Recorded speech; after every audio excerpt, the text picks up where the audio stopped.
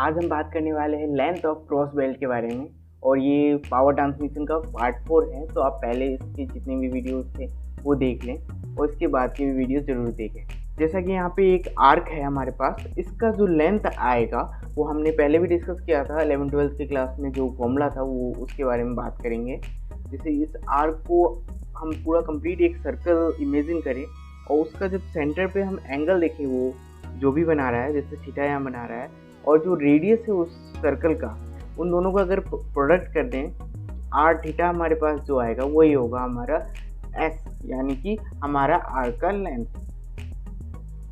Next आ जाते हैं हमारे जो लेंथ हमें निकालना है क्रॉस बेल्ट का, उसके लिए क्या क्या एज्यूम करेंगे। हम सबसे पहले एज्यूम करेंगे कि जो बड़े वाले पुली है उसका जो रेडियस है वो R1 है और छोटे वाले पुली का रेडियस R2 है। इसके साथ ही साथ हम ये भी एज्यूम करेंगे कि ये जो दोनों पुलीज हैं, इन दोनों की सेंटर्स O1 और O2 के बीच का डिस्टेंस x है, और जो क्रॉस बेल्ट का लेंथ है वो हम कम्प्लीटली कैपिटल L मानेंगे। इसके साथ साथ जो हमारा जो एंगल है अल्फा, वो है लैप एंगल। तो आ जाते हैं हम लेंथ पे और उसको हम कुछ सेगमेंट्स में देखते हैं क्या क्या है। तो हमारा पहला सेगमेंट है एक आर्क GJE, और फिर उसके बाद दूसरा सेगमेंट है एक लाइन सेगमेंट EF, और उसके बाद है एक आर्क सेगमेंट FKH, और उसके बाद है एक लाइन सेगमेंट HG। इन सबको जब जोड़ देंगे हम तो हमारे पास एक लेंथ आ जाएगा जो कि है क्रॉस बेल्ट का। अब यहाँ पे ध्यान दें तो GJE जो आर्क लेंथ है वो सिमेट्रिकल है JO1 के, या फिर जो भी J के लाइन जा रहा है उसके सिमेट्रिकल है। तो हम ये कह सकते हैं कि JE का ट्वाइस ये पूरे GJE आर्क के इक्वल होगा। तो वैसा ही किया हमने, आर्क JE को ट्वाइस कर दिया और उसको हमने रिप्लेस कर दिया आर्क GJE से।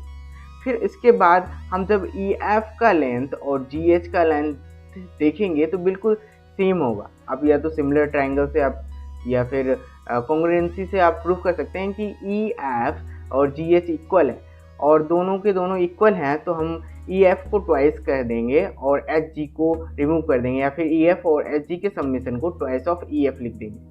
इसके साथ ही साथ जो आर्क FKH है इसको हम लिख सकते हैं ट्वाइस ऑफ आर्क FK, क्योंकि ये सिमेट्रिकल है अबाउट दिस लाइन। तो चलिए अब नेक्स्ट देखते हैं कि आगे क्या करते हैं। तो हमने जैसा फॉर्मूला पढ़ा आर्क के लेंथ का, तो हम JE के आर्क की लेंथ निकाल सकते हैं। इसका जो सेंटर पे एंगल ये बना रहा है जो कि है 90 डिग्री प्लस अल्फ़ा, लेकिन हमें एंगल्स रेडियन में लेना है तो π/2 प्लस अल्फ़ा लिखेंगे, और जो रेडियस इस पुली का है वो R1 है तो R1 से मल्टीप्लाई कर दिया और हमारे पास आर्क का लेंथ आ गया JE का, जो कि R1 इंटू π/2 प्लस अल्फ़ा आ गया। और इसके साथ ही साथ जो दूसरा वाला पुली है इसका भी जब हम निकालेंगे सिमिलरली तो हमारे पास आ जाएगा एंगल 90 डिग्री प्लस अल्फ़ा, और जो रेडियस है छोटे वाले पुली का वो R2 है। इस हिसाब से हमारे पास आर्क ऑफ लेंथ FK आ जाएगा।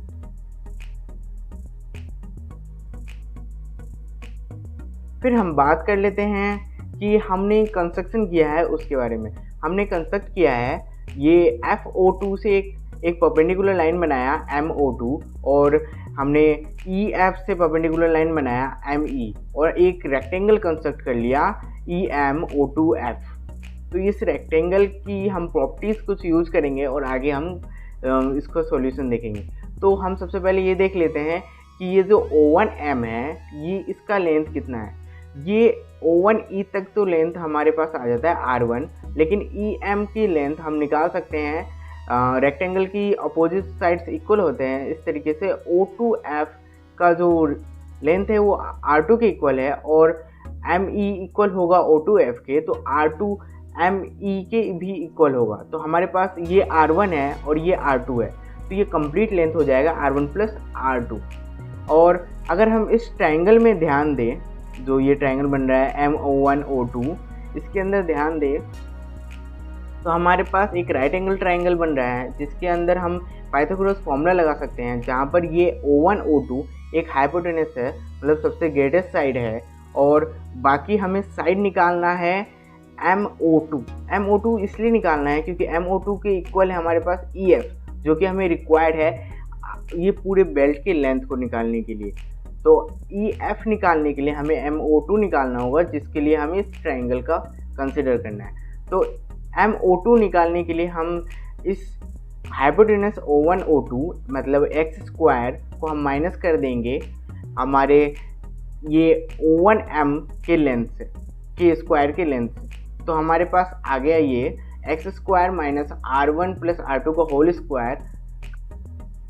तो जो हमारे पास ये पाइथागोरस से आ गया x square minus R1 plus R2 का होल स्क्वायर, और फिर उसको अगर हम उसमें से x कॉमन ले लेंगे तो हमारे पास 1 minus R1 plus R2 by x का होल स्क्वायर आ जाएगा।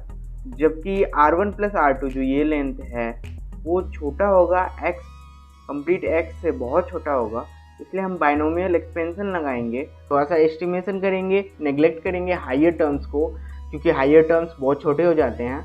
मतलब यहाँ पर जैसे ये वाला पावर तो ठीक है, लेकिन यहाँ पर जब R1 प्लस R2 बहुत छोटा है x की कंपैरिजन में, अगर उसके ऊपर भी पावर 4 लगा दे, जैसे 0.001 था तो उस पर भी पावर 4 लगा देंगे तो वो 0.00001 हो जाएगा। तो इस तरीके से ये बहुत छोटा हो जाएगा, इसलिए हम इसको निगलेक्ट कर देंगे इस टर्म को।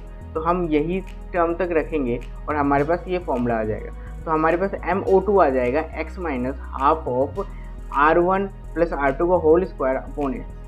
फिर इसके बाद हमने क्या क्या निकाल लिया, आर्क ऑफ GJ निकाल लिया, EF निकाल लिया, आर्क ऑफ FKH निकाल लिया और आर्क ऑफ SGV निकाल लिया। ठीक है, तो अब अभी भी एक प्रॉब्लम है कि हमारे पास जो पहले हमने देखा उसके अंदर हमारे पास अल्फ़ा आ रहा था, तो उसे अल्फ़ा को भी हमें हटाना है। तो चलिए देखते कैसे हटाएंगे। तो हमारे पास इस ट्राइंगल में O1M और O2 के ट्राइंगल में हमारे पास साइन अल्फ़ा हम निकाल सकते हैं इस अल्फ़ा एंगल के लिए। तो इसके सामने वाला परपेंडिकुलर अपॉन हाइपोटेनस हम निकालेंगे साइन अल्फ़ा में। तो इसके सामने वाला जो परपेंडिकुलर है वो है R1 प्लस R2 अपॉन हम कर देंगे x को, तो हमारे पास साइन अल्फ़ा आ जाएगा। लेकिन अल्फ़ा जो एंगल है, लैप एंगल, वो बहुत ही छोटा होगा, तो हम ये कह सकते हैं कि साइन अल्फ़ा इक्वल होगा अल्फ़ा के y इक्वल टू x। और साइन x का जब आप ग्राफ देखिएगा तो बिल्कुल छोटी सा डिफरेंस आता है जब छोटे डेसिमल्स में होते हैं, जो x की वैल्यू जब छोटी लेते हैं। तो इसलिए हम मान लेते हैं कि साइन अल्फ़ा का जो वैल्यू है वो अल्फ़ा के इक्वल है। तो हमने सिंपली उसकी वैल्यू को इक्वेट कर दिया और फिर आगे हम उसको पुट करने वाले हैं हमारे पास जो इक्वेशन है ये। तो हमने जो लेंथ निकाला था 2 multiply length of JE arc और plus EF plus length of arc FK, उन सब की वैल्यूज पुट करी हमने। बस ये JE आर्क की लेंथ की वैल्यू है और ये FK आर्क की लेंथ की वैल्यू है, और ये हमारे पास EF की जो वैल्यू आई थी लाइन सेगमेंट की वो है।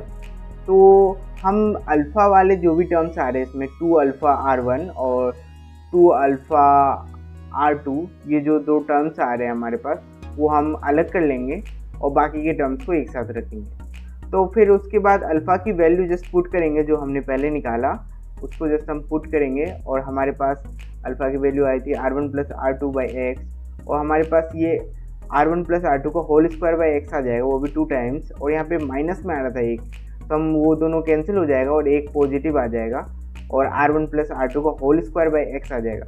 और बाकी फॉर्मूला पाई R1 प्लस R2 एग्जैक्टली वही रहेगा और 2x भी एग्जैक्टली वही सेम प्रोसीड होगा।